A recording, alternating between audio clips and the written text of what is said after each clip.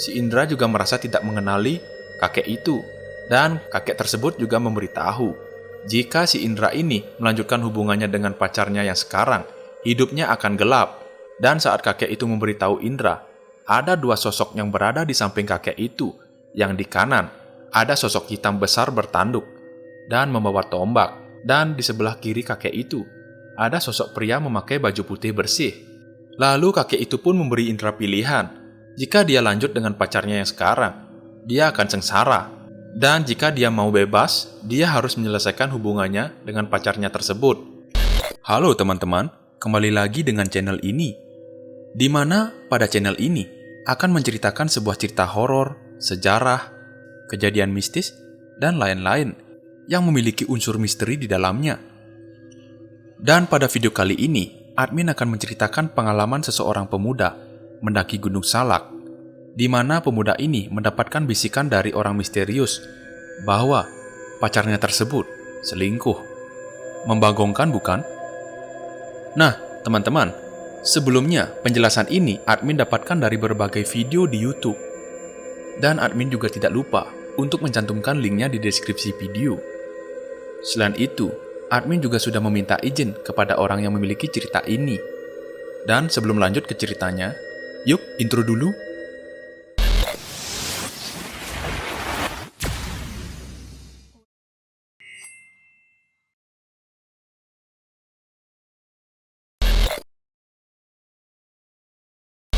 Indra merupakan nama seseorang pria yang mengalami hal mistis saat dia mendaki ke Gunung Salak. Hal mistis tersebut bukan gangguan dari makhluk astral. Akan tetapi, Indra ini dibisiki oleh seseorang misterius, di mana bisikan tersebut berkata bahwa pacar si Indra ini telah mendua oleh seseorang laki-laki, di mana orang tersebut merupakan teman sekolahnya dulu. Pada awal ceritanya, Indra ini sudah menjalin hubungan dengan seseorang pacarnya itu yang bernama Mawar. Nah, teman-teman, saat ini admin menggunakan nama Mawar sebagai nama samaran dari pacar Indra ini. Mereka sudah pacaran selama 3 tahun. Dan bukannya bertahan lama, si Indra melihat ada sesuatu yang kurang enak pada hubungan mereka selama ini. Dan Indra juga sudah menduga bahwa hubungannya tersebut tidak akan lama, karena adanya kehadiran orang ketiga pada hubungannya tersebut. Indra juga tidak bisa menjaga pacarnya saat itu, dikarenakan ia bekerja di luar kota, alias LDR. Dan keretakan pada hubungannya Indra ini semakin terlihat. Mulai dari ia teleponan dengan pacarnya yang begitu singkat, di mana pacarnya tersebut ingin mengakhiri teleponnya dengan alasan mengantuk, tidak seperti dulu. Mereka teleponan sampai melebihi 1 jam hingga 2 jam. Dan juga chattingannya yang begitu cuek menurut Indra. Dan parahnya lagi, pacar Indra ini mudah marah dan tersinggung. Si Indra pun sudah mencurigai hal ini. Dan ia sering berpikir bahwa perubahan pada pacarnya ini dikarenakan orang ketiga. Si Indra ini juga mengintai chat WhatsApp mereka. Dan di sanalah si Indra ini merasa sedih. Seakan-akan chatnya tersebut berisikan kata-kata mesra di dalam pesan tersebut. Dan parahnya lagi, Indra melihat ada foto pacarnya ciuman dengan orang ketiga tersebut. Si Indra pun sontak dibuat sedih. Akan tetapi, si Indra ini langsung menelpon pacarnya dan menanyakan hal ini. Sampai saat mereka teleponan, pacar Indra ini marah dan tidak terima dikatai selingkuh oleh Indra. Dan sempat juga pacar Indra ini membela diri dan menyebutkan bahwa foto ciuman itu hanya settingan, dikarenakan orang ketiga yang admin samarkan namanya dengan sebutan Ucok meminta pertolongan pada pacar Indra. Bahwasanya ia dikejar oleh wanita psycho dan mengancam ingin bunuh diri jika tidak dipacari.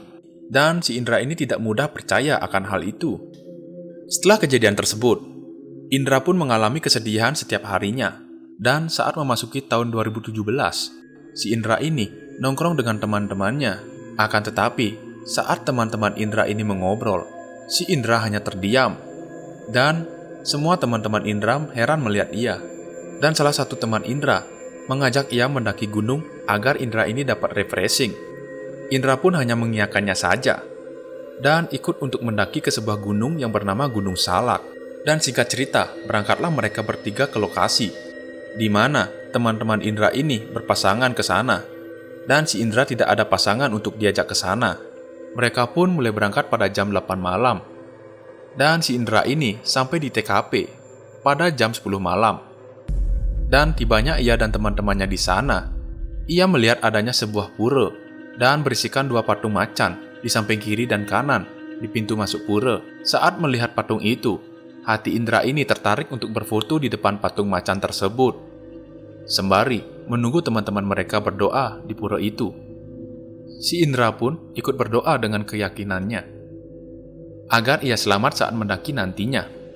Setelah mereka berdoa, mereka pun mulai naik ke atas. Dan saat Indra ini menginjak tangga itu, ia merasakan gatal pada kakinya. Padahal di sana tidak ada semut atau serangga lainnya. Dan akhirnya, si Indra ini mencuci kakinya. Selesai ia mencuci kakinya, Indra ini menunggu kedua temannya itu di pendopo pura. Sembari dia menunggu, Indra pun merokok di sana. Dan saat itulah hal aneh muncul. Si Indra ini dikagetkan dengan adanya sosok hitam yang memanjat di atas pohon yang ada di depannya. Pohon ini begitu sangat besar. Ketika Indra ini fokus melihat sosok itu, mulai menyala berwarna merah. Dan ia pun sontak kaget dan ketakutan. Indra pun mulai mengalihkan penglihatannya ke samping. Dan saat di sana, ia juga melihat adanya genangan air. Pada saat itu, Indra pun mencoba untuk mencuci mukanya di genangan air itu. Dan ketika ia menatap pohon besar yang ada di depannya, makhluk hitam itu sudah menghilang. Dan Indra pun mulai kembali lagi ke pendopo. Sesampainya di sana, ia merasakan punggungnya agak terasa berat dan matanya itu mulai mengantuk. Dan ketika Indra ini memejamkan matanya, ia merasakan ada bayangan putih yang melintas pada dirinya. Dan saat itulah si Indra ini melihat pacarnya dengan orang ketiga itu berduaan di dalam mobil. Selain itu, dia juga melihat pacarnya itu makan bareng dengan orang ketiga tersebut. Dan yang terakhir, si Indra pun mulai melihat pacarnya itu di hotel bersama orang ketiga tersebut, bermesra-mesraan dengan bergandengan tangan. Dan Indra pun melihatnya sampai gemeteran. Sesampainya Indra ini bangun, dia menangis. Dan ketika ia mengusap air matanya, Indra melihat adanya kakek-kakek di depannya. Dan kakek-kakek itu menanyakan ke Indra, apakah Indra ini akan terus lanjut dengan pacarnya yang sekarang. Dan Indra pun merasa kaget ditanya seperti itu. Si Indra juga merasa tidak mengenali kakek itu. Dan kakek tersebut juga memberitahu, jika si Indra ini melanjutkan hubungannya dengan pacarnya yang sekarang, hidupnya akan gelap. Dan saat kakek itu memberitahu Indra, ada 2 sosok yang berada di samping kakek itu. Yang di kanan, ada sosok hitam besar bertanduk dan membawa tombak. Dan di sebelah kiri kakek itu, ada sosok pria memakai baju putih bersih. Lalu kakek itu pun memberi Indra pilihan. Jika dia lanjut dengan pacarnya yang sekarang, dia akan sengsara. Dan jika dia mau bebas, dia harus menyelesaikan hubungannya dengan pacarnya tersebut. Si Indra pun dibuat dilema dan takut akan pernyataan kakek ini. Setelah ia lama berpikir, kakek itu pun langsung menghilang. Lalu dilihatlah si Indra ini melamun di pendopo oleh teman-temannya. Nah teman-teman, pada kejadian ini, singkat cerita, si Indra dan teman-temannya sudah selesai melakukan pendakian. Lalu teman-teman Indra ini kaget karena si Indra wajahnya pucat, serta mata Indra ini merah membekak. Indra pun mengatakan bahwa dia tidak apa-apa, dan dia hanya tertidur sebentar saja. Setelah itu, teman Indra ini pun mengajak pulang karena sudah selesai melakukan pendakian. Sesampainya mereka di mobil dan akan berangkat pulang, lagi-lagi sosok kakek itu muncul di kaca samping mobil temannya. Dan Indra pun sontak kaget akan kehadiran kakek tersebut. Oh ya teman-teman, paras dari kakek-kakek ini yaitu memakai baju warna putih, bersih, jenggotnya panjang, dan wajahnya keriput layaknya seperti kakek-kakek pada umumnya. Bukan hanya penampakan diri saja, kakek ini justru memberi nasihat lagi ke Indra dengan pernyataan yang sama dengan yang disampaikan kakek itu kepada Indra saat berada di pendopo pura. Saat Indra mulai mau menjawab, teman Indra ini mengoceh, mengatakan bahwa siapa yang diajak ngobrol Indra di belakang. Indra pun hanya diam saja dan tidak berkutik pada saat itu. Sesampainya Indra di rumah, bisikan kakek itu pun terus terdengar di telinga Indra. Sampai-sampai si Indra ini menamakan kakek tersebut Mbah Pujo. Mbah Pujo ini sering berada di samping Indra sebagai penasehat. Dan Indra juga merasakan bahwa banyak nasihat positif dari Mbah Pujo ini. Dan beliau juga sering menyuruh Indra memilih satu pilihan agar dia bisa putus hubungan dari pacarnya.